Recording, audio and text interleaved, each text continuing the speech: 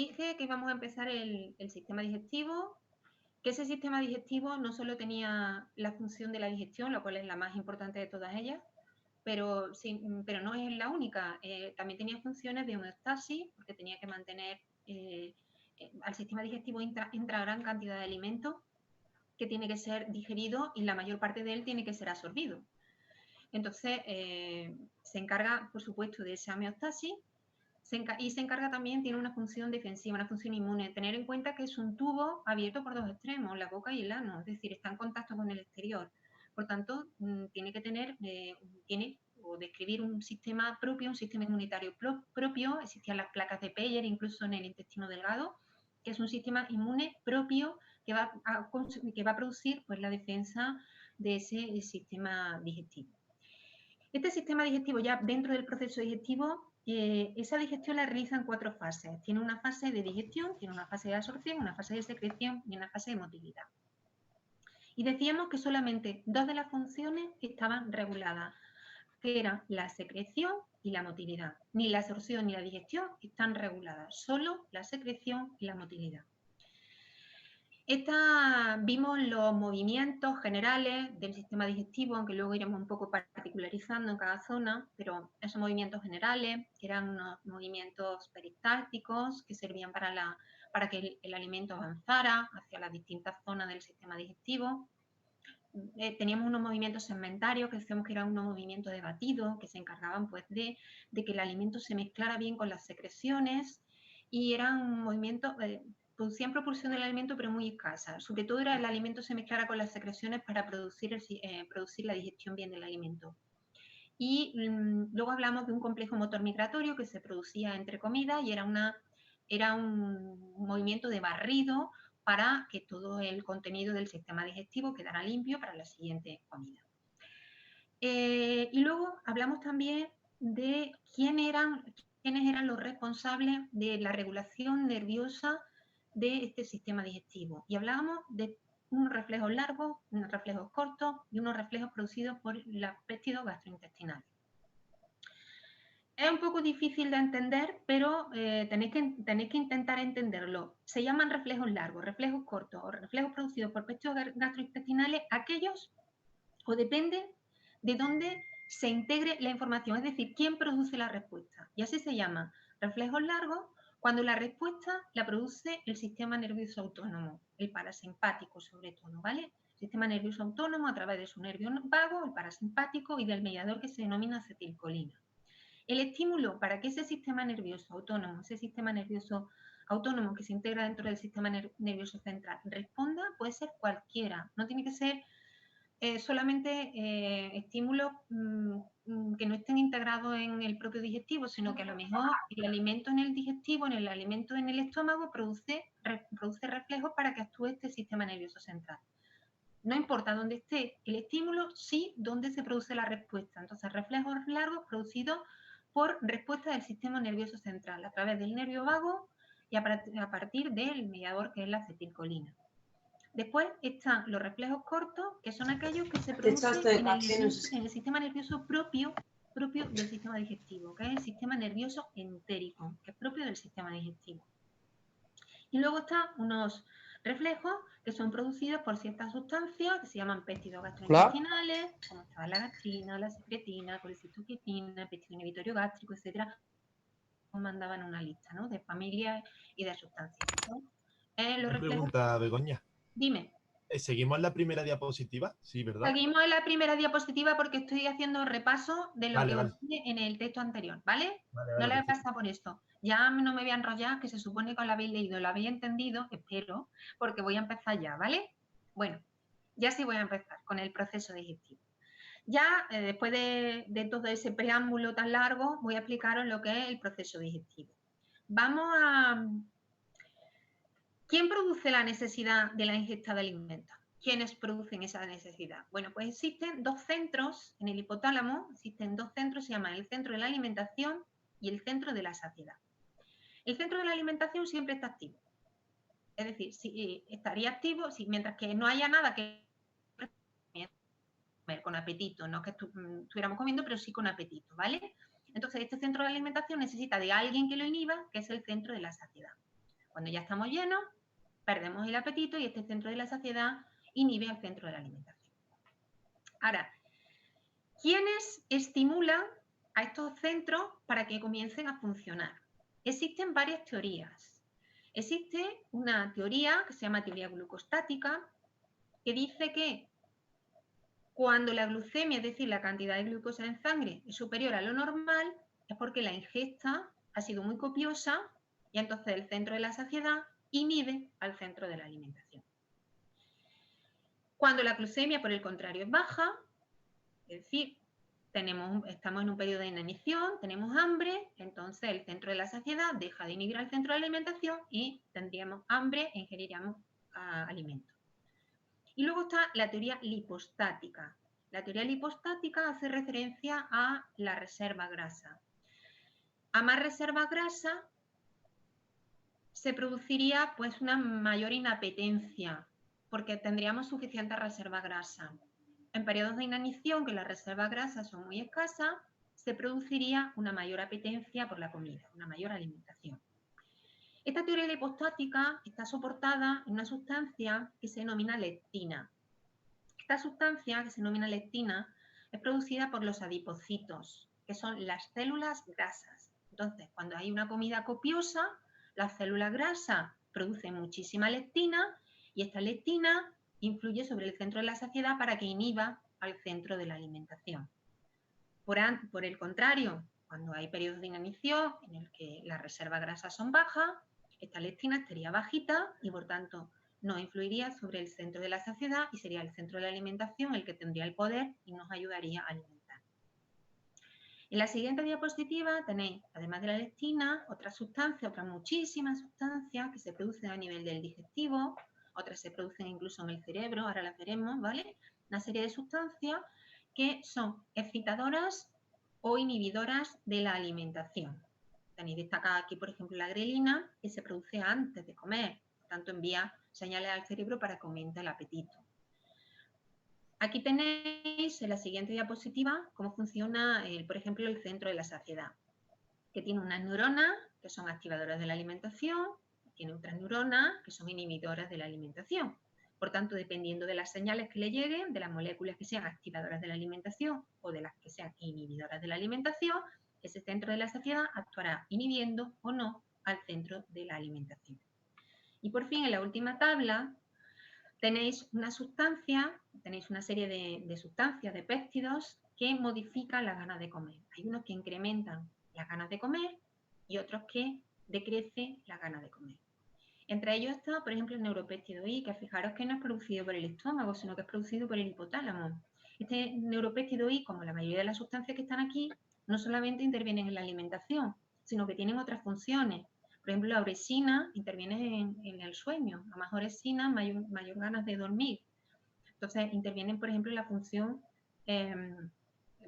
la función del sueño, ¿no? O otras muchísimas sustancias que hay aquí. Es decir, no tienen esa única función en la alimentación, pero sí se han visto que tiene función en la alimentación.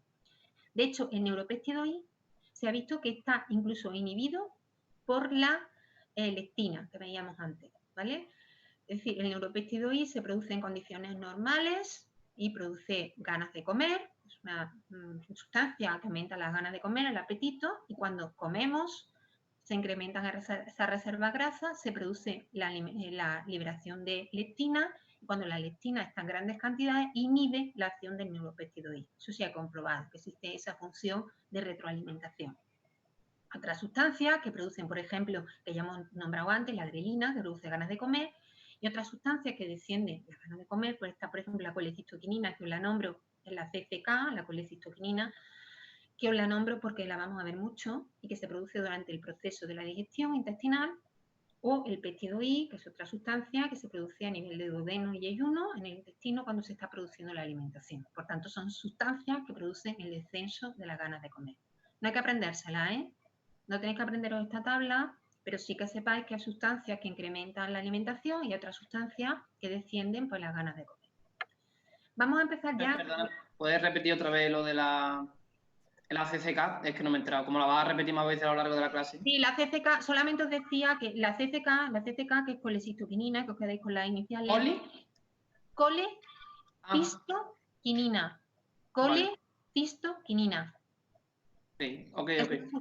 Vale, es una sustancia que inhibe la alimentación porque la vais a ver mucho a lo largo del proceso digestivo y es que interviene en la digestión intestinal. Entonces la vais a ver mucho. Por eso defiende la alimentación, os decía. ¿Vale? Una pregunta, profesora. Es que me la han preguntado ya varias veces por el grupo de clase. ¿Va a pasar asistencia por algún lado? ¿O estoy controlando a los que estáis entrando? Al Zoom, ¿no? Al Zoom y al chat. Vale, vale. Ya, perfecto. Muchas gracias, profesora. De nada. Bueno, a continuación vamos a empezar ya con el proceso digestivo, que lo vamos a dividir en 3 fases.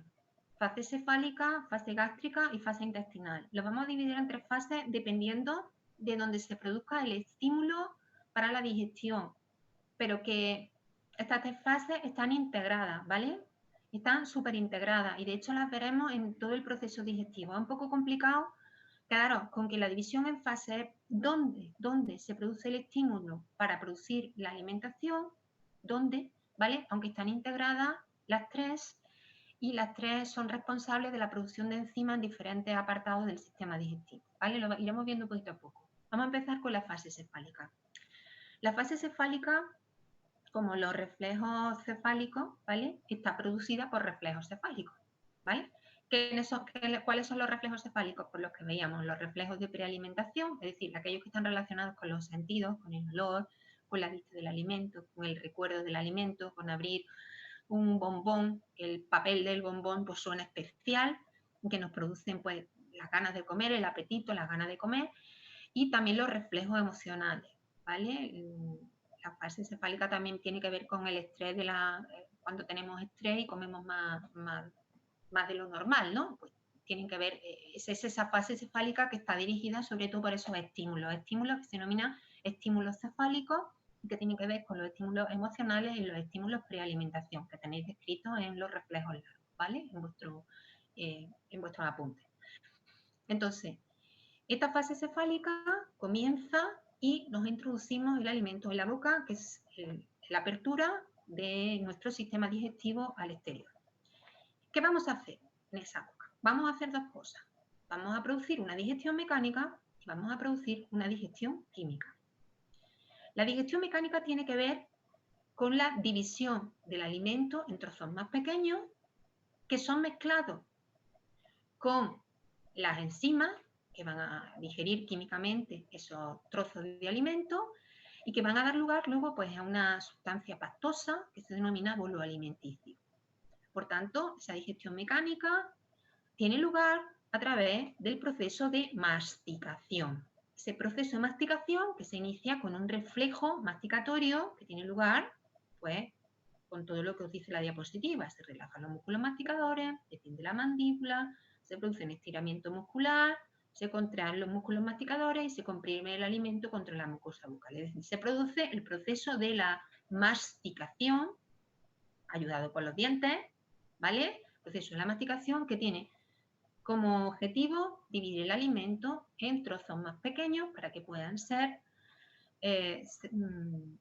mezclados con esa enzima que vamos a secretar a nivel de la boca y que en ello se pueda producir de una forma fácil pues la digestión química y la deglución de ese alimento cuando ya está preparado en esa sustancia pastosa que se constituye ahí, ya está preparado para deglutir. Digestión mecánica. La segunda digestión que se produce en la boca es la digestión química. La digestión química que tiene que ver con enzimas que se secretan a través de unas glándulas anejas que describíamos que ayudaban en la digestión y que son las glándulas salivales. Las submaxilares, las sublinguales y la parótida, que hablábamos en el tema anterior, ¿vale? Esa digestión química, por tanto, tiene que ver con la insalivación. ¿Qué estímulos producen esa insalivación?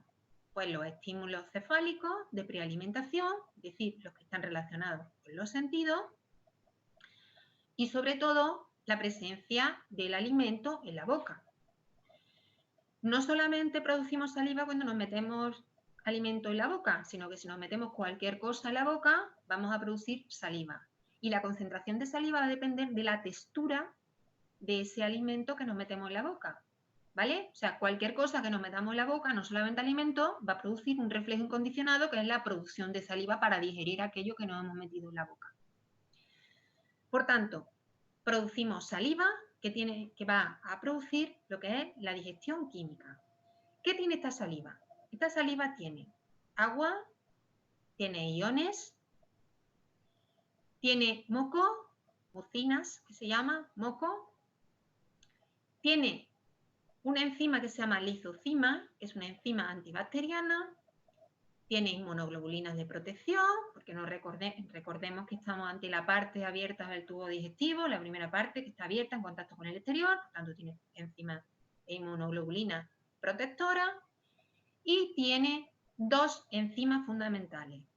La amilasa salival, que se denomina también tialina, se escribe PT, tialina, ¿vale? Con la P al principio, tialina.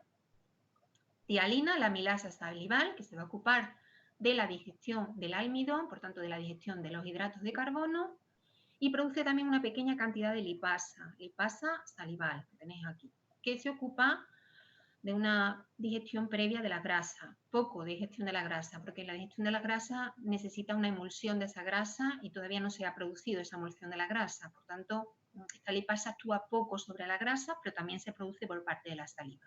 Por tanto, tenemos que en la boca, importante, se produce una digestión mecánica y una digestión química. Y esa digestión química, sobre todo, es producida por la amilasa salival, que se va a encargar de digerir hidratos de carbono, que ya se empiezan a digerir en la boca, y una pequeña cantidad de lipasa, que se va a ocupar de digerir la grasa.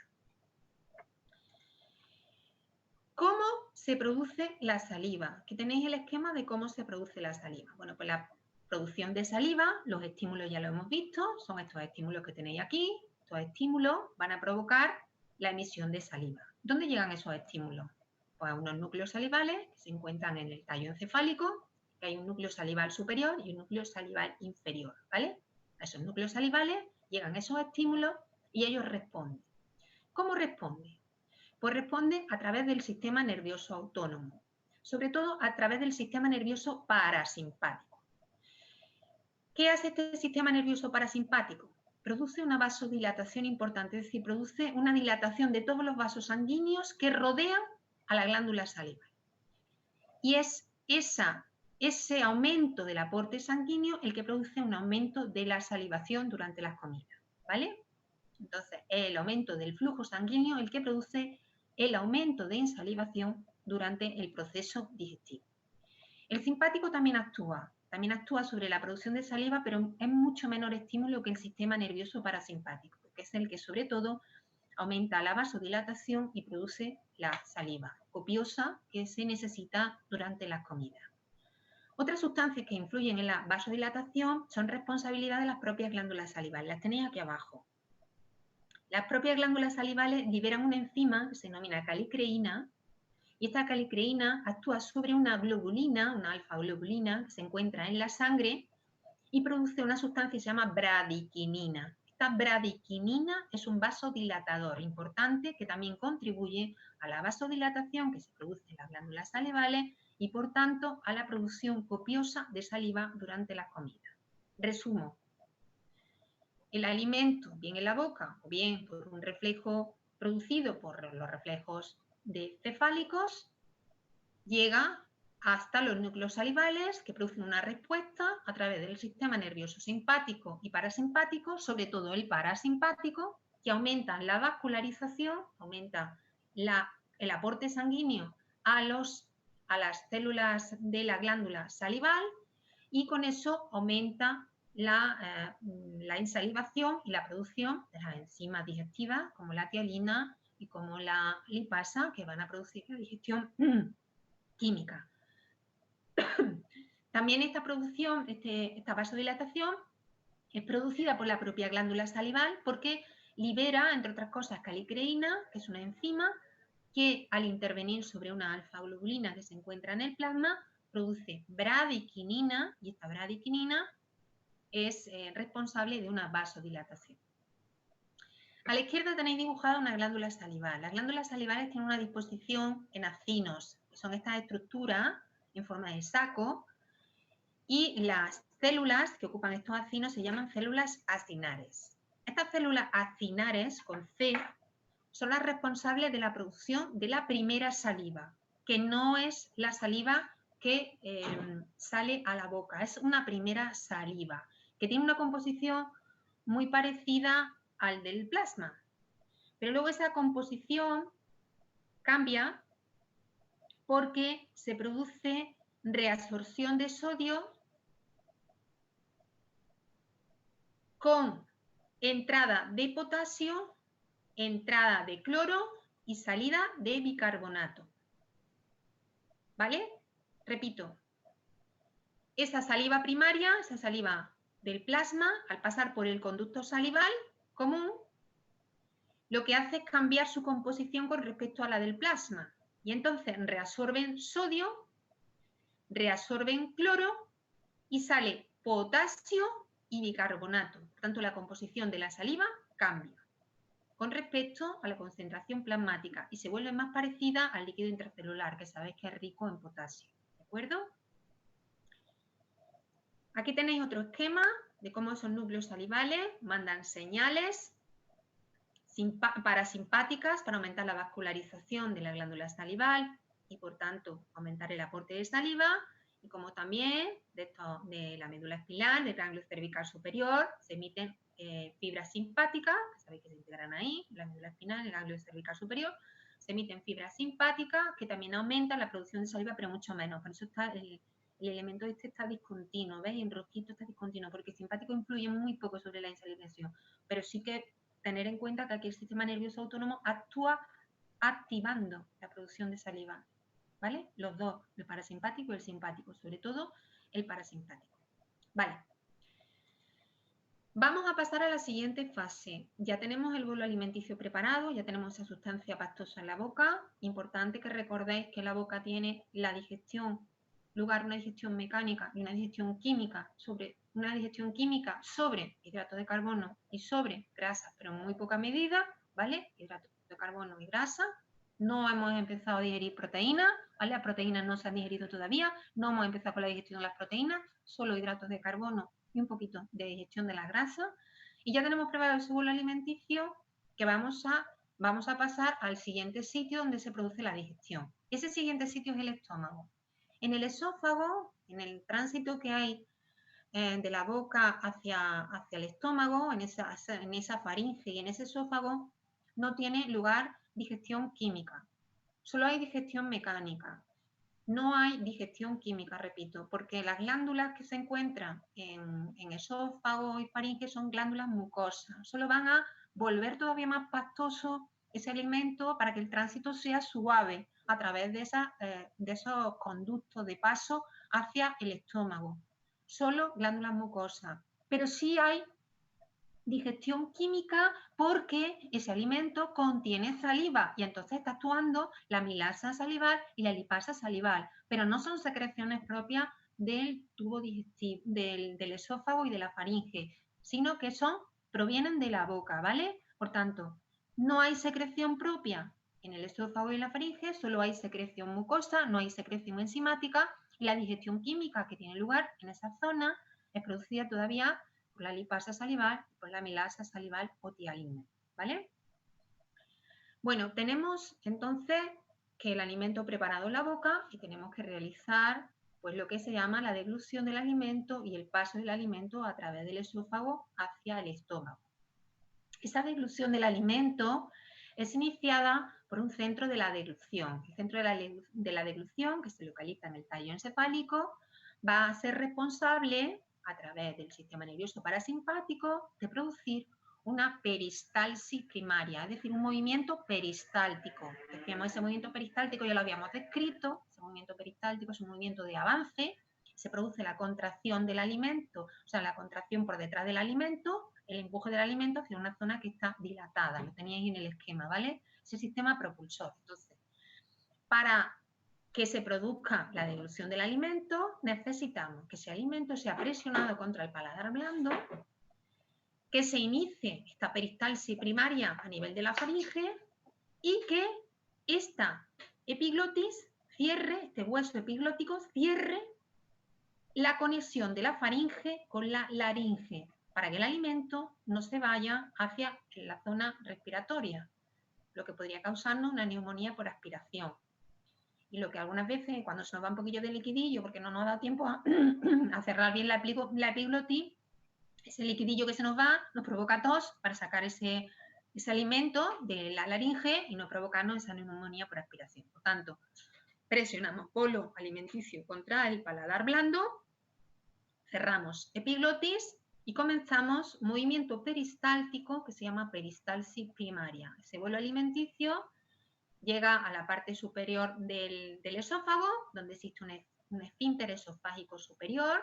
Ese esfínter esofágico superior, cuando llega a ese bolo alimenticio, se abre y penetra en ese esófago y, ayudado de la peristalsis y de la gravedad, ese bolo alimenticio va progresando por el esófago hasta llegar al esfínter esofágico inferior, que se denomina cardias. Al empujar ese cardias con ese bolo alimenticio, esa onda peristáltica abre ese cardia y permite la entrada de ese bolo alimenticio en el estómago. Cuando la peristalsis primaria, esa onda peristáltica primaria que se ha iniciado en la faringe como responsabilidad del centro de la deglución, esa onda peristáltica primaria que se ha iniciado en la faringe, no es suficiente para arrastrar todo el alimento contenido en el esófago, esa dilatación de las paredes del esófago que se produce cuando no está vacío, estimula para que se produzca unas segundas peristalsis, que se llaman peristalsis secundarias, unos segundos movimientos peristálticos de bajada del alimento hacia el cardias, sobrepasar ese cardias y pasar al estómago. Por tanto, a veces una peristalsis primaria es suficiente y a veces necesitamos movimientos peristálticos secundarios para que todo el alimento, para que todo el esófago quede limpio de ese alimento. Esas peristalsis secundarias, repito, que se producen porque el estímulo es que las paredes del esófago están distendidas, no están relajadas, están distendidas porque todavía contienen alimento. He hablado de la gravedad, que ayuda a la bajada del alimento a través del esófago. Cierto, la gravedad ayuda a la bajada del alimento a través del esófago, pero no es imprescindible. Podemos comer haciendo el pino. La gravedad no es imprescindible, repito. Es la peristalsis primaria la que provoca el descenso del alimento a través de la faringe y del esófago. Aquí tenéis otro esquema de cómo se produce, pues, de una vez que entra el bolo alimenticio al esófago, pues cómo se va produciendo. ¿Veis cómo va dilatando? ¿Me queréis preguntar algo? ¿No? ¿Veis cómo va dilatando las paredes del esófago en la peristaltis, en el movimiento peristáltico, que veis es un movimiento de contracción aquí, dilatación en el otro sitio, y va bajando el alimento, va descendiendo, pasa el cardio, el esfínter esofágico inferior o cardia, y penetra en el estómago. Importante, vuelvo a repetir, muy importante, no hay digestión propia en faringe y esófago, solo hay secreción de moco. La digestión química que se produce en faringe y esófago procede de la insalivación del alimento, es decir, de la propia amilasa salival y lipasa salival, que vienen en la saliva, que vienen entremezcladas con el alimento. Por tanto, digestión química hay, pero no digestión química propia, porque no hay secreción enzimática de faringe y esófago, ¿de acuerdo? Es una zona de tránsito hacia el estómago. Vámonos al estómago. Y vamos un momento a recordar, ya tenemos nuestro contenido del alimento en el estómago, vamos a recordar que ese estómago tenía una disposición en pliegues, su mucosa tenía una disposición en pliegues que sobresalían hacia la luz del estómago y que producían pues unas invaginaciones que se denominaban glándulas gástricas, de forma general. En esas glándulas gástricas existen toda una serie de células secretoras enzimáticas de enzimas para ayudar a la digestión, que os adelanto que es una digestión ácida, que tiene lugar en el estómago, es una digestión ácida, que provoca que el bolo alimenticio se convierta en quimo alimenticio.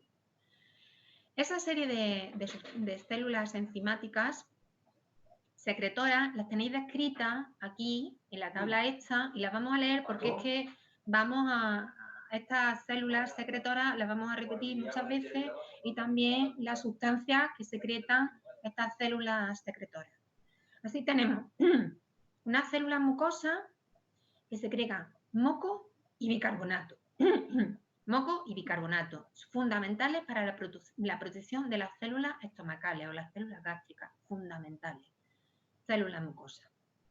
Células parietales, producen el fluorhídrico y producen un factor intrínseco.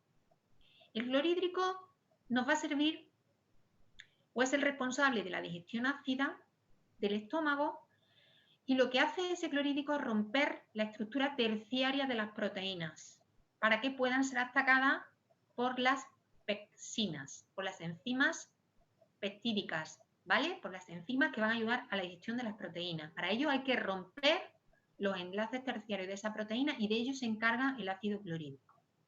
Esas células parietales también producen factor intrínseco. El factor intrínseco es fundamental.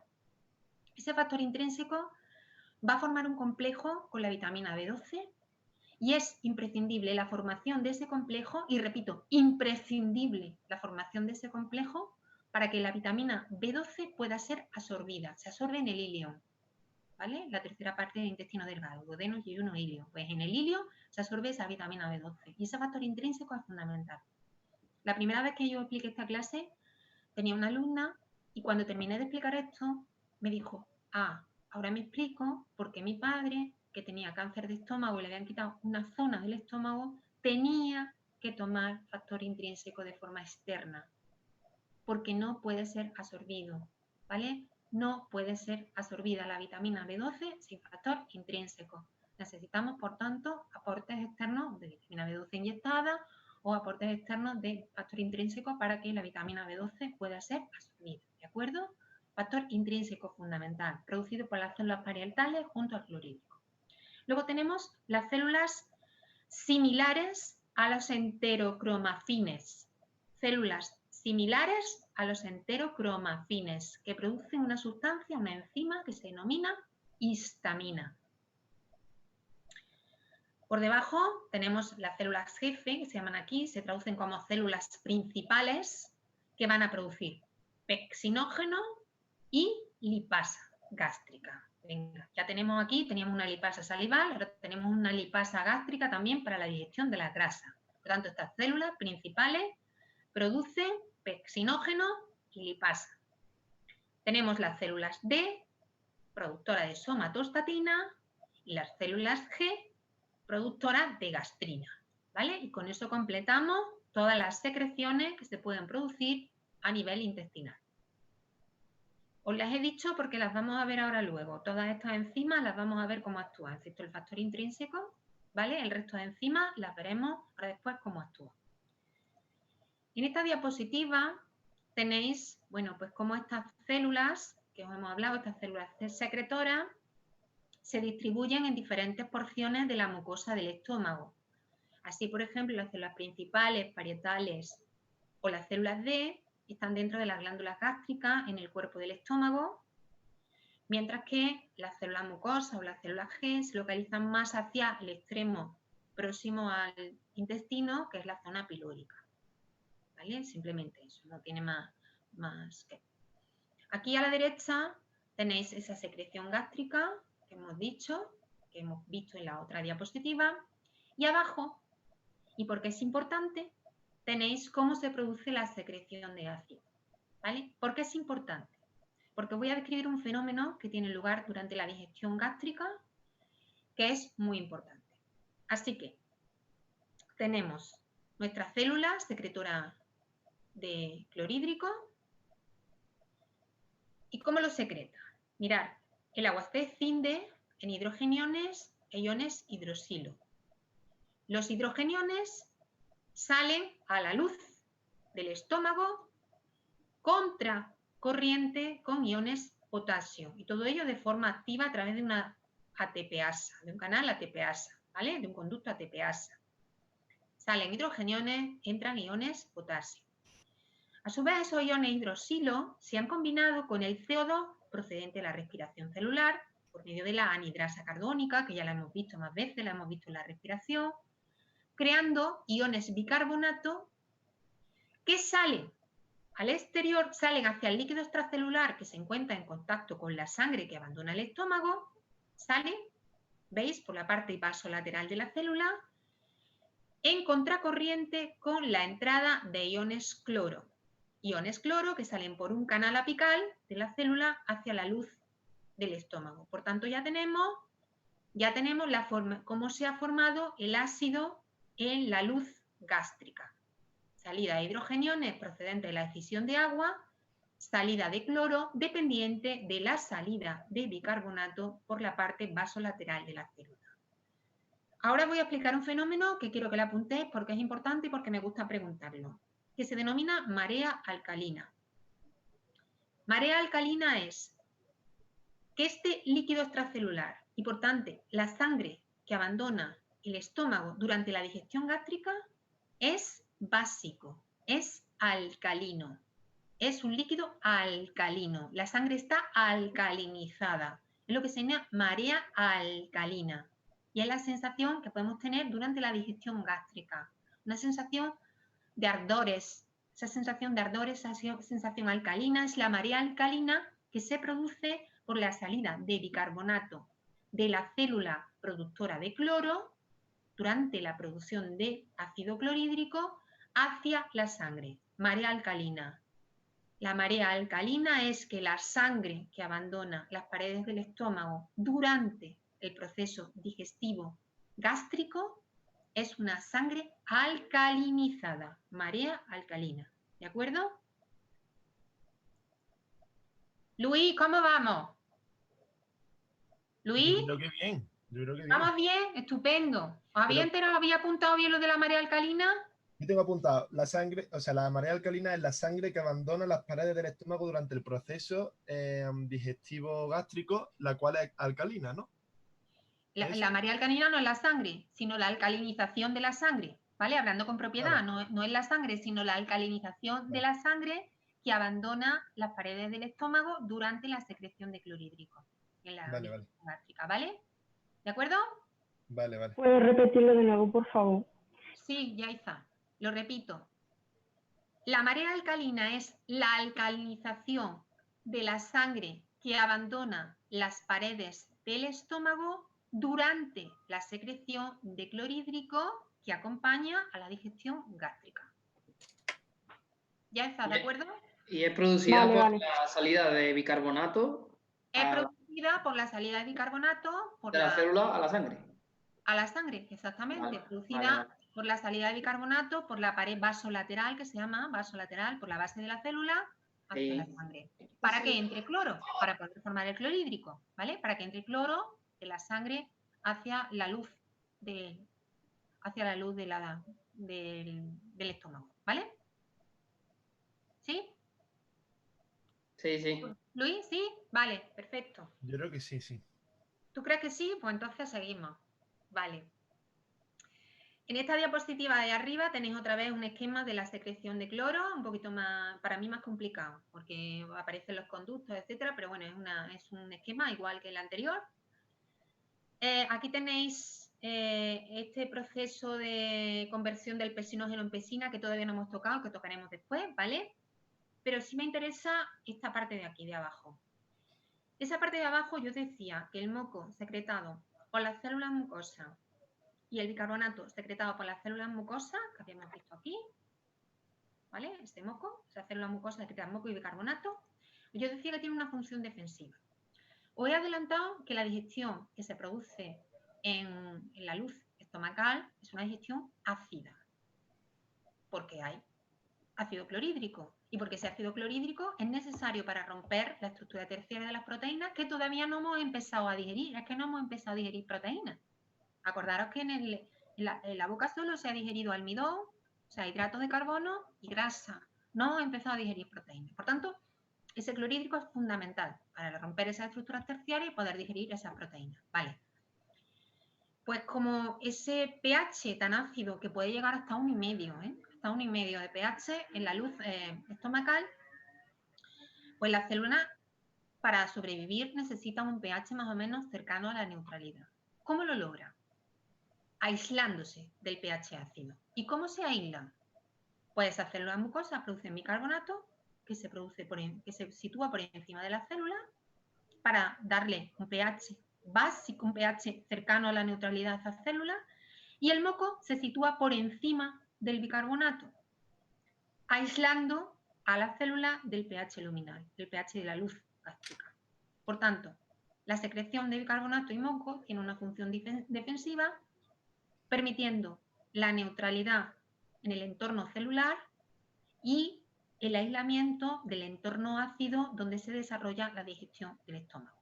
Bicarbonato se sitúa por encima y por encima de él el moco, de manera que permitimos un entorno cercano a los 7 de pH, y permitimos que ese moco aísle a esas células de ese pH ácido.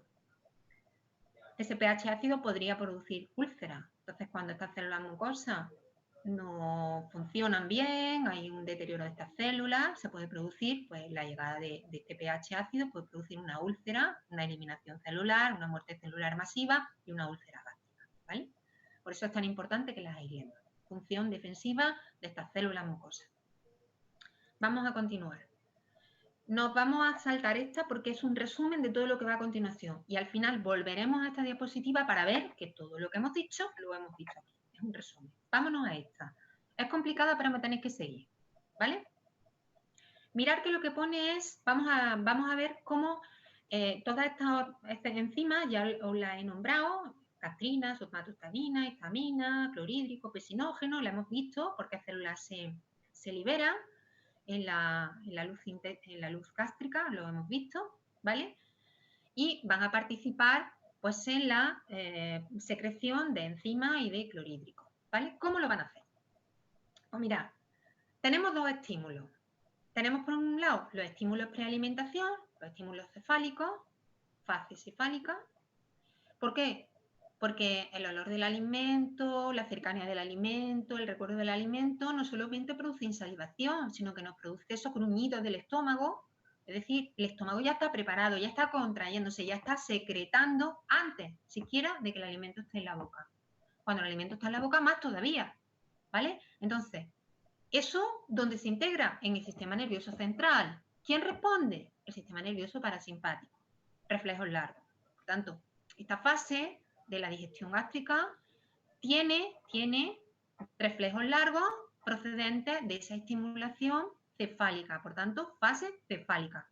Pero también ya tenemos alimento en el estómago, y sobre todo cuando ese alimento es proteína, es proteico, ya pueden ser aminoácidos sueltos, péptidos, proteínas de cadena más larga, etc., producen un estímulo que va al sistema nervioso entérico, al sistema nervioso propio del sistema digestivo, el sistema nervioso entérico, del sistema digestivo propio, ¿vale? Entonces, se integran ahí, por tanto, esta fase está mediada por reflejos largos, por reflejos cortos y por péptidos gastrointestinales. Los vimos también, los nombramos, gastrina, por ejemplo, era un péptido gastrointestinal, ¿vale?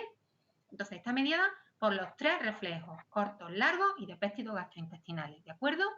Y se llama fase cefálica gástrica porque el estímulo se ha originado en los estímulos cefálicos, es decir, los de prealimentación, los emocionales que decíamos, o bien por contenido de alimento en el estómago, por eso se llama fase gástrica, ¿vale? Fase cefálica y gástrica integrada. Vamos a fijarnos qué pasa. Mirad, lo primero que pasa es que hay que secretar clorhídrico, y ese clorhídrico, parte de ese clorhídrico o parte de la aferencia para secretar ese clorhídrico es por parte de la gastrina. ¿Cómo es liberada la gastrina? La gastrina es liberada por las células G. ¿Y estas células G por qué son estimuladas? Pues tanto por el reflejo largo como por reflejos cortos, ¿vale? Veis aquí el pleso mientérico, este pleso del sistema nervioso entérico, lo veis aquí. Entonces, reflejos largos, ferencias pagales, acetilcolina, y reflejos cortos, ¿vale? Estimulados estos por esto y estos por la prealimentación, producen la liberación de gastrina por parte de las células G. ¿Qué hace esa gastrina? Vamos a ver el recorrido de la gastrina. Mirad, la gastrina influye por una parte sobre las células de tipo enterocromafín. ¿Las veis? Esas células en tipo enterocromafín, hemos dicho antes que liberan histamina. Pero también la gastrina ¿Veis? Si seguís esta línea de abajo, también influye sobre las propias células parietales. Por tanto, esa influencia de la gastrina sobre las células de tipo enterocromafín produce histamina, que va a influir sobre la célula parietal para producir ácido, y esa gastrina también influye directamente sobre la célula parietal para la producción de ácido. ¿Quién más influye sobre la célula parietal? El sistema nervioso entérico y el sistema nervioso central. Todos ellos intervienen en la producción de ácido, ¿vale? Por tanto, directamente sobre la célula parietal actúa gastrina, sistema nervioso entérico, sistema nervioso central, ¿vale? Los tres. Y la histamina. Gastrina, histamina, sistema nervioso entérico, sistema nervioso central. La gastrina también influye sobre la producción de histamina. Actúa también directamente sobre la célula parietal e indirectamente a través de la producción de histamina para que se produzca clorhídrico. Luis, ¿cómo vamos? ¿Luis? Creo que bien. Bien, venga, seguimos. ¿Qué hace el clorhídrico? El clorhídrico lo que va a hacer es activar la primera enzima que va a actuar contra las proteínas. Va a activar pecina. ¿Activar qué significa? Pues que tenemos un pecinógeno que es secretado por las células principales y este pecinógeno se denomina proenzima o cimógeno, con C, aunque en inglés se escribe con Z, pero nosotros con C, cimógeno, ¿vale? Este pecinógeno, producido por las células principales, se tiene que activar. Y el activador de este pecinógeno es el ácido. El ácido va a activar este pecinógeno y lo va a transformar en una enzima activa, que es la pexina, que es la que va a actuar contra las proteínas. ¿Vale? ¿Cómo liberamos este pecinógeno? Para que sobre él pueda actuar el ácido. Bueno, este pecinógeno es producido por las células principales. ¿Y quién influye sobre las células principales para que se produzca pexinógeno? Pues el propio ácido. Mirad, la presencia de ácido en la luz es el estímulo para que el sistema nervioso entérico, sistema nervioso propio del digestivo, estimule a esas células principales a producir pexinógeno. O sea que el propio ácido estimula a través del sistema nervioso, del sistema digestivo, el sistema nervioso entérico, la producción de pexinógeno por las células principales. Cuando el ácido es muy abundante, ejerce una vía de retroalimentación, de manera que influye sobre las células T para la producción de somatostatina. Hola, ¿estáis ¿Esta somatostatina qué hace? Soy Rafael Villar, profesor de Ecología. Directamente la producción de pexinógeno. Estamos conectados. ¿Habéis terminado ya con la clase de fisiología? Pues directamente Estamos terminando, profesor. Le aviso a la profesora, ¿vale? O indirectamente. Vale, espero un ratillo, ya me aviso.